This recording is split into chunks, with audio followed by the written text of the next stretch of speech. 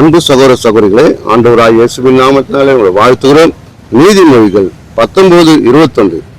மனுஷனுடைய இருதயத்தில் எண்ணங்கள் அநேகம், ஆனாலும் கர்த்தருடைய யோசனையை நிலை நிற்கும். நம்முடைய எண்ணங்கள் அதிகமாக அநேக காரியத்தை யோசித்து கொண்டிருப்போம். அநேக எண்ணங்கள், சில பேர் அந்த எண்ணத்துல பயந்து கூட இருப்பாங்க. ஆனாலும் கர்த்தர் பார்த்தீங்கன்னா அவருடைய யோசனை நிலை நிற்குமா. உனக்குன்ட்டு ஆண்டவர் ஒரு காரியத்தை வைத்துக் கொண்டிருப்பார். உன்னை மேன்மைப்படுத்தும்படியாக, உன்னை அதிசயத்தை செய்யும்படியாக உனக்குன்ட்டு ஒரு காரியத்தை வைத்திருப்பார். அந்த காரியத்தை நிறைவேற்றும்படியாக நீ பொறுமையோடு சகிச்சால், பொறுமையோடு இருக்கும்போது, பொறுமையோடு நீ காத்திருக்கும் போது கர்த்தர் அவர் யோசனையை நிறைவேற்றும்படியாக உன்னை மேன்மைப்படுத்துவார். ஏனென்றால் அநேக காரியங்கள் பார்த்தீங்கன்னா படிக்கும்போது மனுஷனுடைய இருதயத்தில் எண்ணங்கள் அநேகமா இருக்கும்.